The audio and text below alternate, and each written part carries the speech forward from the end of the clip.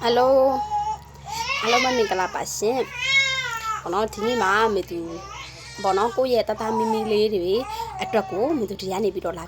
bị chém mà đấy, phải là số cái lật về của bọn nó, chẳng cái này giả lên một lúc á, ta mi lê thì khale lê thì bọn nó, giang mà anh nào gì cha bị đổ, gì lại của bọn nó khale anh nào chết đấy bọn nó, đó số chuyện anh nào chết đấy gì cha anh chi toa đấy, alo chi toa đấy bọn nó, chi toa đấy bị lôi xin bọn nó hố sao anh đó này mình chơi lười bọn nó chỉ hết cho lại clear biển bỏ lại chỉ hết cho lại clear biển bỏ lại này anh này ở lúc đấy solution thì sẽ liều tổng gì ba mình cứ đang cháu nào để mà hố bọn nó mà giáo mà ông đã tâm liều bọn nó anh chơi luôn số bị đó lên bây giờ này bị đó để cái của ta tập cho cái đó luôn ba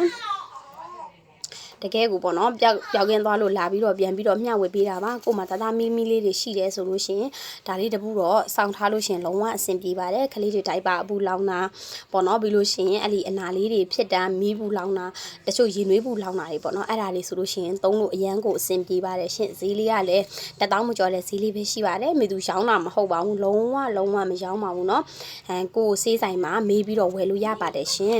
ဒါလေးကတကယ်ကိုပေါ့နော်တည်တာပါသမီးလေးဆိုလို့ရှိရင်အနာနှစ်ခု3ခုရှိပေါ့နော်ဒီဒီဇိုင်လေးပါနှစ်ခု3ခုရှိပြီမေသူဒါလေးလိမ့်ပေးတာအရန်တက်တာလာလို့ပေါ့နော်ဒါအပူလောင်လို့တောင်ကိုကမှတ်ထားတာပေါ့နော်ဒါလေးအားကြောင့်မလို့တမီရှိတဲ့သူလေးတွေဆိုလို့ရှိရင်ဒါလေးဝယ်ပြီးတော့သုံးပေးပါလို့မေသူဒီညနေအကြံပေးပါနဲ့ဒီချာလေးရိုက်ပြပေးမယ်နော်ဒီဇိုင်ကို